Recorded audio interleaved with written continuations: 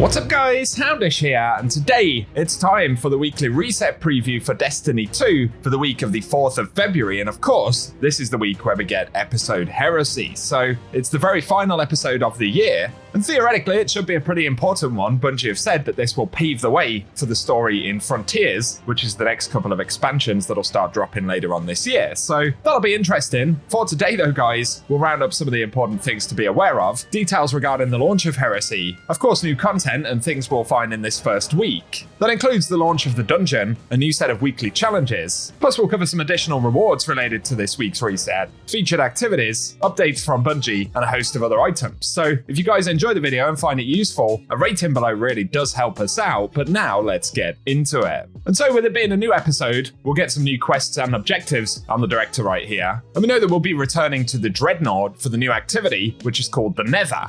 It will be a seasonal activity, but there's a kind of explorable component to it. It's a bit more destination-based than what we've seen with other seasonal activities. And of course, we'll get the new Heretical Arsenal set of weapons that we can see on screen right here. As always, a handful of them will be available with Act 1, and then the other lot will drop with Act 2 a bit later on in the episode. But Bungie have said there'll be a weekly seasonal challenge that can award the new tier of heretical weapons, which presumably will be the Adept variant, so it's going to be worth looking out for those. Otherwise, keep in mind, at launch, we'll be able to get the Lodestar, which is the new Season Pass exotic, and it's a primary ammo trace rifle with Starlight Beam, where the weapon fires a low-intensity arc beam with enhanced stability and accuracy, and then Arc Alignment, where dealing arc damage from any source aligns the battery's coils, and when alignment is complete, we can long reload to disengage the safety and enable hip-fired straight beam to apply jolt to any target's damage for a short time, and we can aim down sights to slow the rate at which the battery drains. So that'll be an interesting one to try out as we head into this new episode. And of course, after this sort of intro portion of that, we'll get the new artifact, the Tablet of Ruin.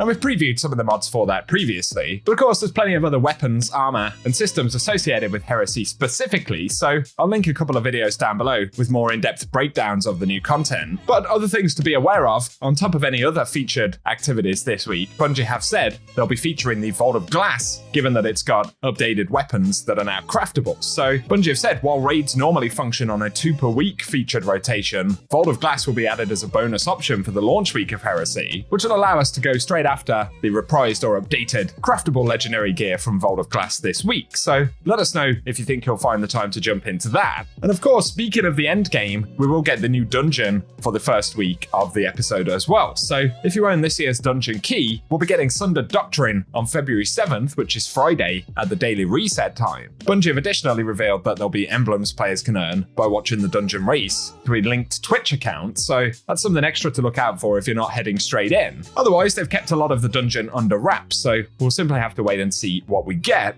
Do bear in mind though, it means that Trials of Osiris won't return for the first time in the episode in this first week. Of course, Trials has had plenty of updates, new armor, a total rework to the sort of passage systems and rewards. But given that the dungeon's launching on the first weekend, we'll have to wait until the second weekend for Trials to pop up. Otherwise, last thing associated with new updates really, but if you're curious about the Star Wars collaboration items, those will be featured in the Eververse store on the first week of the episode. So they will as always be silver purchases, but if you're looking to pick them up, they should be available as of day one.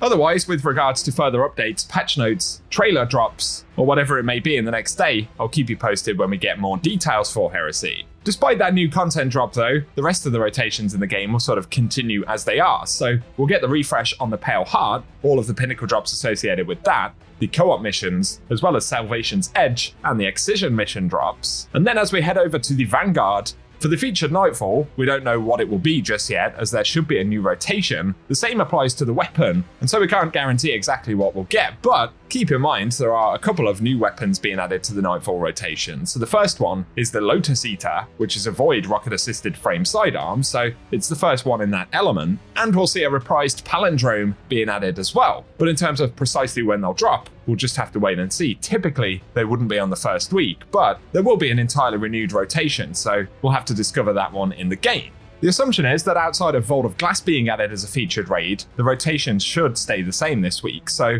Outside of Vault of Glass, we should see Garden of Salvation featured. And additionally in the Legends tab, King's Fall should be featured as well, where we can pick up the Touch of Malice, and that one should be totally farmable. Quite fitting that King's Fall would be featured when the Dreadnought returns in some capacity as well. Otherwise for dungeons, according to the rotation, Pit of Heresy on the Moon will be featured, and on top of that, we'll get Spire of the Watcher, where we can pick up the Hierarchy of Needs as well.